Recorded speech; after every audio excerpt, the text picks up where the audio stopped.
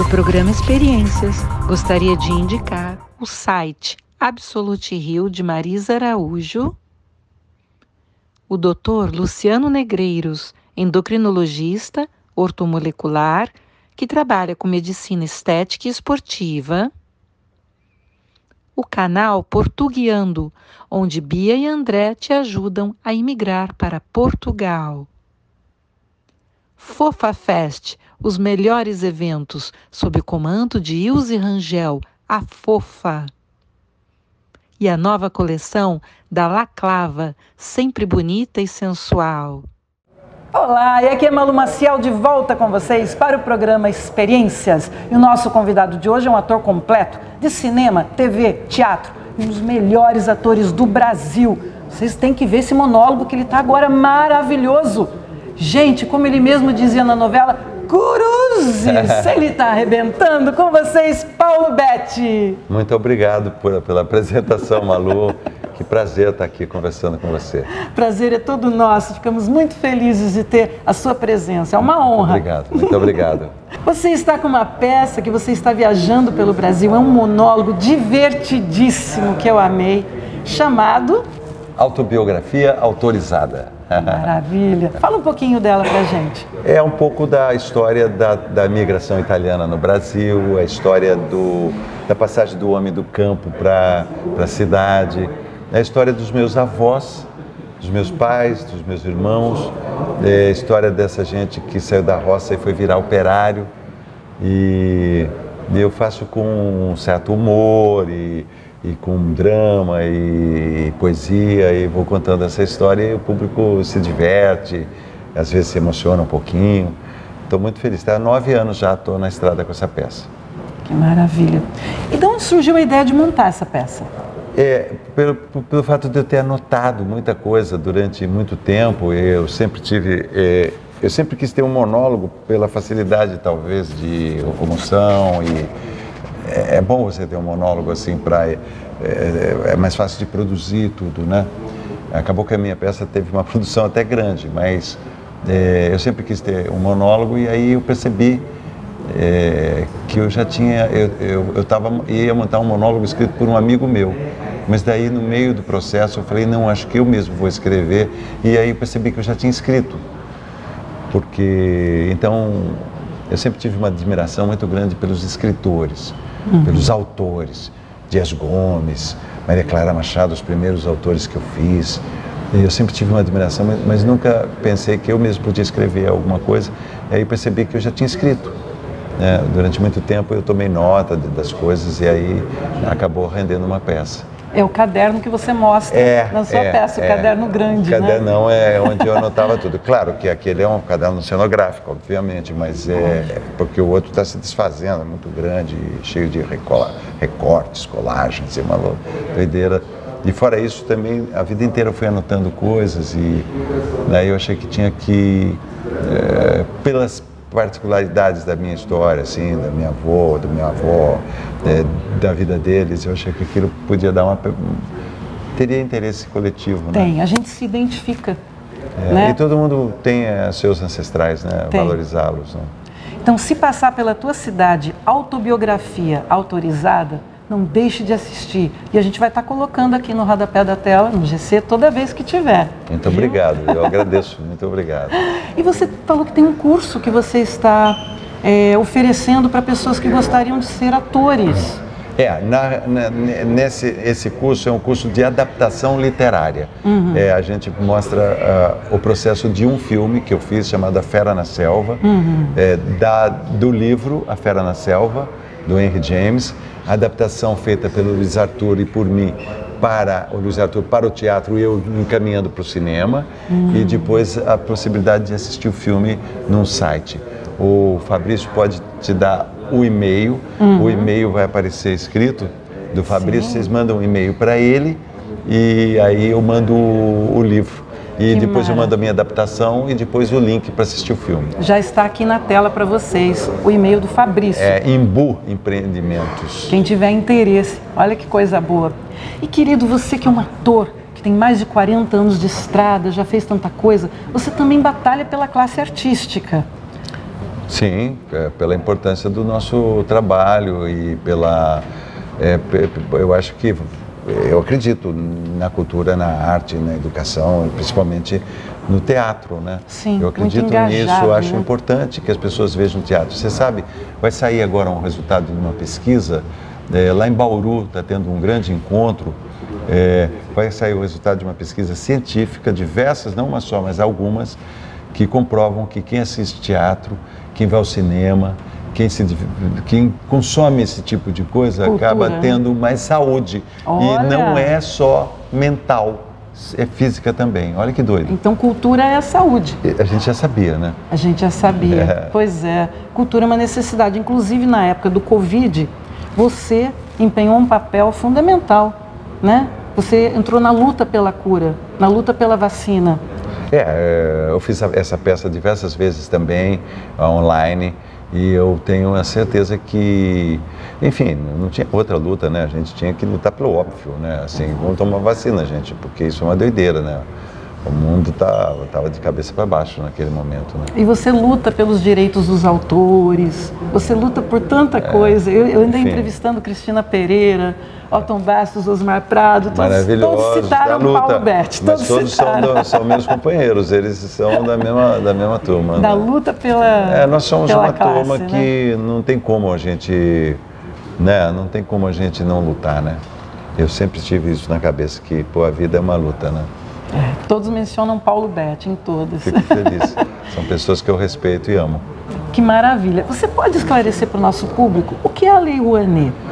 A Lei Rouanet é uma renúncia fiscal. Por exemplo, um automóvel poderia ser obrigatório ter escrito no automóvel: esse carro foi produzido graças à lei de incentivo à construção de automóveis, número tal. Uhum. Os automóveis também recebem uma lei, incentivo de uma lei parecida com a Rouanet. A agricultura também tem, e em quase todos os países do mundo existem leis e formas de apoiar a arte, a cultura, o cinema, o teatro e manifestações culturais, né? E no Brasil foi criada no governo, acho que foi no governo do Collor ainda, lá atrás, a lei, que era o ministro Paulo Rouanet, a Lei Rouanet. Então o empresário, ele abre mão, ele destina um certo valor do imposto que ele tem a pagar, ele teria um tanto de imposto a pagar, ele tem 6% do imposto a pagar, ele destina para a lei. Então daí ele obtém como retorno a divulgação da atividade dele na peça que ele está apoiando, no filme que ele está apoiando, e é basicamente isso a Lei Rouanet. Ela é rigorosíssima na prestação de contas, é difícil de prestar contas na Lei Rouanet, porque é muito rigorosa. Então isso é uma das fake news que se faz, de que a Lei Rouanet não faz sentido. Eu acho que a única coisa que realmente tem que se lutar para que a Lei Rouanet seja mais regional também, que ela não fique só nos grandes nomes, que ela se distribua também para os outros personagens da arte e da cultura. Porque, claro, que o dono da empresa que vai investir, ele prefere investir em alguém conhecido, que ele vai ter mais retorno de publicidade. Lógico. Mas já se pensa muito, sempre foi debatido isso, formas de fazer com que ela seja mais abrangente. E outra, sempre que nós recebemos a Lei Rouanet num projeto nosso, nós damos uma contrapartida enorme. Esse curso aí parte da contrapartida aí, né? Nem está na Lei Rouanet, nem Olha nada. Só. E outra, ingressos. Você viu a quantidade de ingressos hoje que tiveram aqui, que assistiram essa peça de graça hoje? Hoje, se tivesse aqui 300 pessoas, eu garanto para você que tinha 150 que viram de graça. Então, a gente você viu quanta gente, povão que estava aqui, gente. Pessoas, então, é por causa da Lei Rouanet. Tá vendo? Estamos aqui no Teatro Nelson Rodrigues, no centro do Rio de Janeiro. Eu acabei de assistir esse monólogo.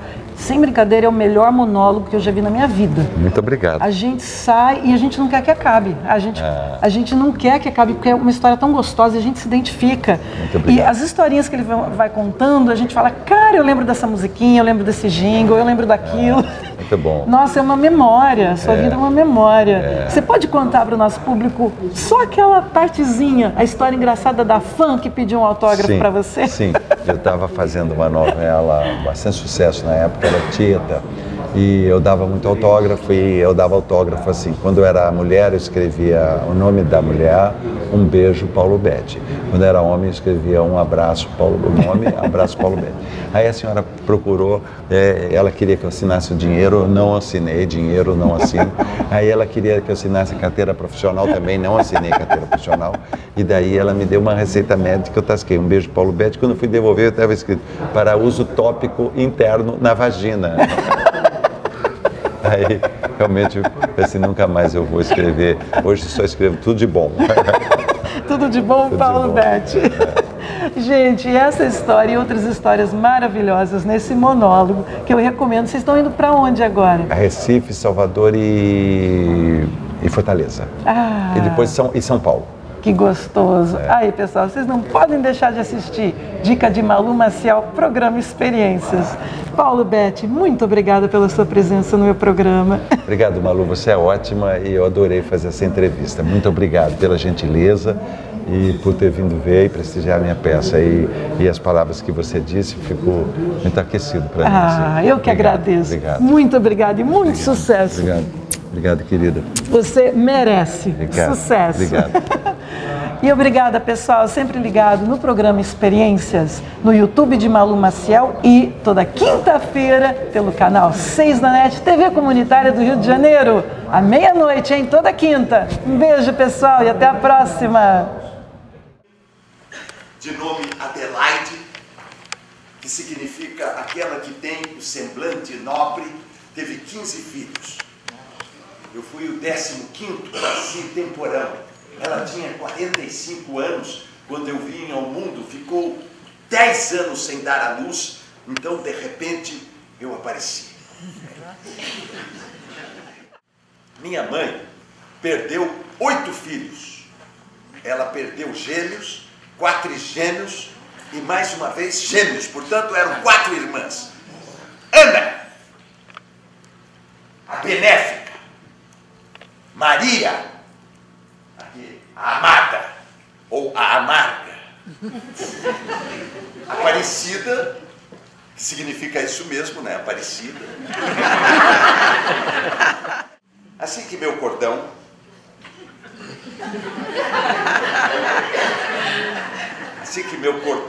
umbilical caiu, ele foi enterrado no galinheiro.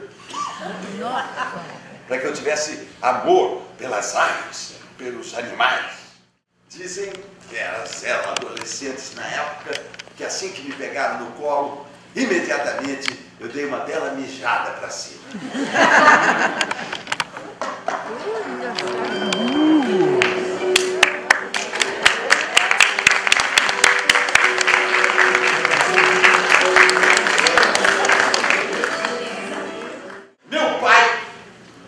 Sabia assinar seu nome? Veja aqui, no termo de abertura do nosso quarto, né? Ernesto, o combatente leal. Ele tinha esquizofrenia. No intervalo das internações, fazia filhos na minha mãe. Que bela ninhada era aquela ali. Meu pai ao centro, minha mãe, minha avó, minhas 2 irmãs gêmeas ali, Antônio e Ana. Tereza, José e eu ainda não tínhamos nascido. Nessa época que eu nasci, nossa família morava em Capivari, em Rafar, município de Capivari, no interior do estado de São Paulo, terra da famosa pintora Tarsila do Amaral. E a época da relativa fartura tinha acabado quando apareceu uma estrada asfaltada do lado.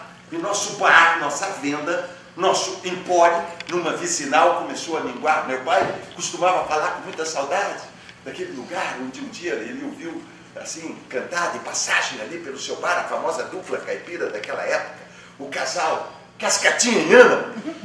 Eles tinham uma música muito bonita que era Aquela colcha de retalho que tu me deste. Tinha uma outra que era Meu cafezal em flor, tanta flor, meu cafezal. É deles também.